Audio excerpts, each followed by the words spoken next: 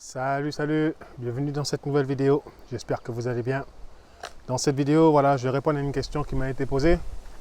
Donc la question s'intitule, comment gérer son argent pour ne plus manquer. Bon, je pense que la personne voulait dire comment gérer son argent pour ne plus en manquer ou pour ne plus être à découvert, peut-être, je ne sais pas. Mais en tout cas, comment gérer son argent pour ne plus manquer. C'est vrai que sur cette chaîne YouTube, je ne parle pas beaucoup d'argent. Je ne parle pas beaucoup d'argent. Parce que j'estime qu'avant de parler d'argent, il est important de parler déjà de soi, de nous-mêmes, de l'être humain. Car déjà, avant même de penser à l'argent, nous avons déjà beaucoup de lacunes sur nous-mêmes.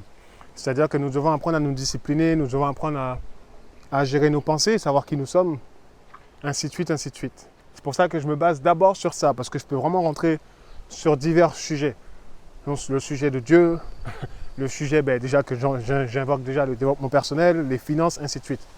Mais du coup, pour répondre à cette question, la première chose que j'ai envie de dire, c'est que déjà, si tu es quelqu'un qui est dans le manque au niveau de l'argent, c'est parce qu'il y a quelque chose qui ne va pas au niveau des pensées.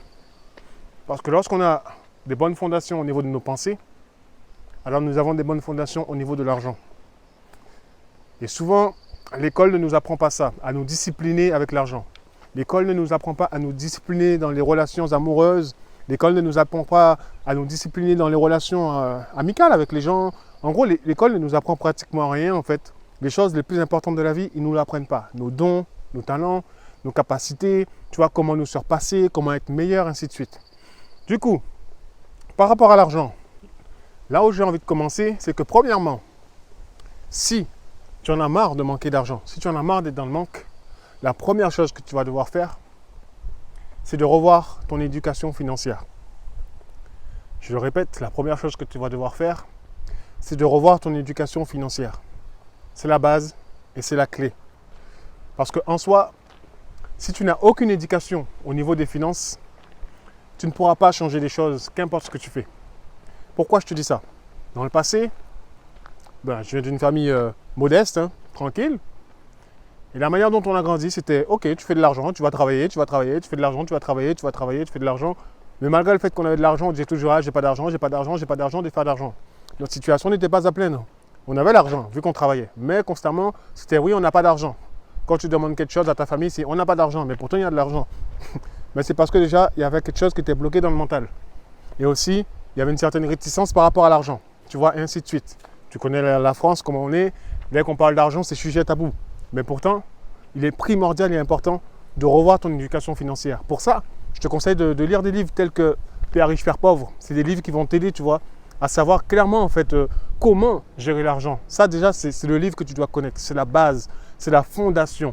Si tu veux vraiment ne plus être dans le manque en termes d'argent, tu dois lire ce livre de Robert Kiyosaki, c'est Père riche, Père pauvre. Du coup, comme je te disais, la première chose que tu dois faire, c'est revoir ton éducation financière. Pourquoi? Car en apprenant en fait à gérer l'argent, à aimer l'argent, car en vrai, souvent les gens n'ont pas d'argent car ils détestent l'argent. D'autres n'ont pas d'argent car ils courent après l'argent. Tu vois, d'autres, ainsi de suite. En fait, on ne peut pas courir après ce genre de choses-là. C'est des choses qui viennent naturellement, mais c'est lié à tes habitudes, c'est lié à tes connaissances et c'est lié à ton état d'esprit. Tu vois, trois choses liées à tes habitudes avec l'argent, à tes connaissances et à ton état d'esprit. Du coup, voilà, il te faut des connaissances là-dedans. Ensuite, ces connaissances-là vont te permettre de faire quoi? Automatiquement, mais de mettre des plans, tu vois, des systèmes en place pour pouvoir justement commencer à gérer ton argent. Mais bon, tout dépend encore une fois de ce que tu entends par ne plus en manquer. Parce que tu sais, il y a des gens, à la fin du mois, il leur reste 500 € sur leur compte en banque, mais pourtant ils peuvent dire, ouais, j'ai pas assez d'argent. Tu vois, ça dépend en fait du plan que tu veux et de ce que tu veux réellement. Donc tu vois, même là, je ne peux pas vraiment développer là-dessus. C'est pour ça que je te dis, l'éducation en fait financière, c'est la base et c'est la clé. C'est ce qui va t'aider. Ensuite, si tu es juste une personne lambda qui veut rien de plus à part ne pas être à découvert à la fin du mois, par exemple, là, par contre, il y a des choses que tu vas devoir faire de toi-même. Et c'est important. Mais encore une fois, il te faut aussi t'éduquer. C'est pas parce que voilà, je sais qu'il ne faut pas t'éduquer. Il faut t'éduquer quand même. Mais là, à partir de là, en fait, tu dois prendre quelque chose, en fait, un cahier, et tu notes, en fait, toutes les choses, en fait. Au niveau de tes dépenses, tu dois noter toutes les dépenses que tu as dans le mois. Ensuite, de l'autre côté, tu dois écrire tous les revenus que tu reçois dans le mois. D'accord? Et une fois que tu as cette liste-là, il va falloir équilibrer les choses. Si jamais tu vois que ton taux de dépense est plus élevé que ton taux de revenu, c'est qu'il y a un problème. D'accord? Donc, ça veut dire que là, tu vas devoir commencer à couper certaines choses en fait qui ne servent à rien. Des abonnements Netflix, des abonnements Canal+, des choses en fait que tu payes, genre, je sais pas moi, les paquets de chocolat que tu achètes en trop, ainsi de suite. Revoir les choses en fait. Des fois en fait, on s'en rend pas compte. Et moi, j'étais comme ça avant. J'avais tendance à toujours utiliser ma carte bancaire et je ne voyais pas où mon argent passait. Arrivé au 5 du mois, tu te rends compte que, oula, qu'est-ce qui s'est passé? J'ai plus d'argent. Ton argent, il est parti d'un coup. Tu vois? Donc là, en fait, c'est important. Tu fais cette liste. Une fois que tu as cette liste-là, déjà, il va falloir enlever tout ce qui ne va pas. Tout ce que tu vois là, qui dans tes dépenses, qui n'ont rien à faire là, tu dois arrêter ça. Tu dois enlever tout ça. Tu dois déjà rééquilibrer la cadence entre tes dépenses et tes revenus.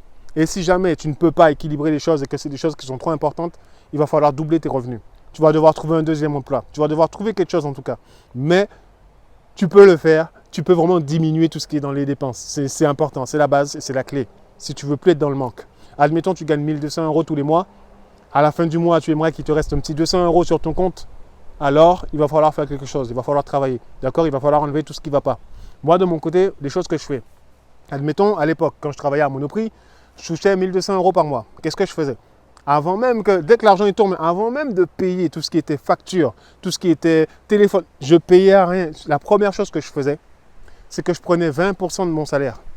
Je dis bien, je prenais 20% de mon salaire et je le mettais dans mes épargnes. Ça, c'était des 20% que j'utilisais. Pourquoi? C'était mon argent, c'était pour moi, c'était ma paye.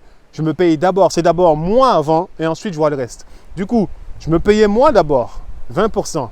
Ensuite, je prenais 10% parce que je crois en Dieu. Donc, par rapport à ça, c'est ce qu'on appelle la dîme. Ces 10% là, je les mettais sur un autre compte. 10% de mes revenus, tu vois. Et qu'est-ce que je faisais avec ça? Je le mettais où? Je le mettais sur un autre compte parce que ça me permettait ensuite de bénir des gens, de donner de l'argent à des personnes. Ensuite, je prenais 10% de mes revenus.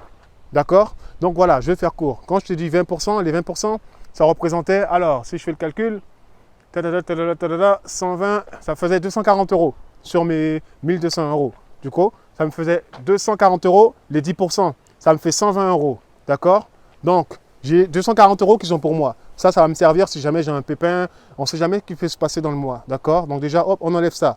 Plus les 10% et plus les 10%, ça me fait déjà 40%. Et ensuite, il me restait 10%, tu vois, qui me servait à faire quoi? À aller faire les courses. Du coup, à cette époque-là, je faisais 120 € de courses, tu vois. Donc là, en fait, je devais moi m'habituer et me discipliner à faire des courses pour le mois avec 120 €. Tu vois, là, tu vois, parce que souvent on a tendance à faire 400 € de courses, on dépense, mais en fait, non.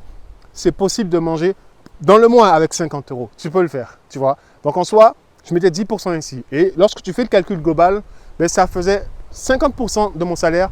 Tout de suite, je l'avais déjà enlevé. Et là, en fait, les 50% restants, c'était pour payer mes factures, le téléphone, il y avait quoi d'autre? Je sais pas, par exemple, les abonnements de bus, etc., etc., etc. Tu vois? Et à la fin, en fait, tu te rendras compte que malgré tout ce que tu as enlevé pour toi, malgré toutes les factures qui vont passer, il te restera encore de l'argent. Sur mes 1200 €, à la fin du mois, il me restait encore environ vers les, allez, pour être honnête, dans les 120 € à peu près. Et avec ça, ben, ces 120 €, je pouvais déjà calculer d'avance, en fait, me dire, ok, avec ça, je peux aller au cinéma, je peux faire ce que je veux. Ou alors, ben, je le prends et puis je le mettais encore où? Dans mes investissements. Car voilà, à la fin du mois, ce que j'ai et ce qui me reste, c'est des choses que je prends et que j'investis. Tu vois, je ne le garde pas. Je ne vais pas le garder, non, je veux l'investir. Il y a des gens, ils vont voir à la fin du mois, il leur reste de l'argent, avant la paye, ils vont aller le dépenser. Non, moi, je vais l'investir pour qu'il me fasse rentrer plus d'argent et plus de revenus. C'est la manière dont je fais et c'est la manière dont je fonctionne. Mais tu vois, en soi, c'est juste pour te montrer un exemple en fait, des choses que tu peux faire avec un petit salaire. C'est ce que j'ai fait et ça a marché pour moi et je n'étais pas dans le manque et je n'étais pas à découvert. Et jusqu'à là, je n'ai jamais été à découvert. Tu vois, les fois où j'étais à découvert, c'était des accidents. C'était des accidents parce que peut-être que je n'avais pas prévu que, waouh, tel abonnement de tel projet allait tomber tel mois, tel jour, telle date. Tu te dis, oula, je n'ai pas prévu ce truc-là. Mais en dehors de ça, tu ne peux pas être à découvert comme ça. Donc, il va vraiment falloir que tu gères en fait tes dépenses. Déjà, que tu diminues tes dépenses. Ensuite, que tu regardes clairement en fait quels sont tes revenus. Et avec ça, après, fais des choses à base de pourcentage. Ne va pas dire, je mets 200 € ici, 300 € ici. Non, pourcentage. En gros, tu sépares en deux. Tu dis 50%, tu mets sur un compte, ça va prendre en charge toutes les dépenses. Tu vois, 50% de ton revenu est censé prendre en charge toutes les dépenses que tu as dans le mois. Et l'autre partie, voilà, c'est des épargnes, c'est de l'investissement, c'est des choses que tu peux donner à des gens. Ça dépend de qui tu es, de comment tu fonctionnes. Ensuite, ça aussi pour manger, etc., etc. Tu vois, c'est simple. C'est ma méthode, c'est ma manière de fonctionner. Mais voilà, encore une fois, je reviens maintenant à ce que j'ai dit au début. Mais si tu veux vraiment développer cela et si tu veux vraiment être quelqu'un en fait qui a des fondations solides dans tes finances et dans ce que tu gagnes, alors vraiment je t'encourage à te former. Je t'encourage à commencer à t'éduquer financièrement. Parce que l'éducation financière, c'est la clé, c'est la base. Et c'est ce qui va te permettre de développer tes finances, de ne plus être dans le manque et de vraiment avancer en fait et de ne plus te soucier de ça et de ne plus te prendre la tête avec ça. D'accord? Du coup, voilà, focus là-dessus. Forme-toi. Lis le livre que je t'ai conseillé, Père riche, Père pauvre, et dis-nous maintenant dans les commentaires quelles sont les choses que tu mets en place toi dans ta vie pour justement ne pas être dans le manque à la fin du mois. Et ensuite, si tu as aimé cette vidéo, alors je t'invite à la liker et à la partager à toutes les personnes que tu connais qui sans cesse sont dans le manque et trouvent des solutions mais n'en trouvent pas. D'accord? Donc je te dis à très vite dans une prochaine vidéo. Sois béni. Ciao!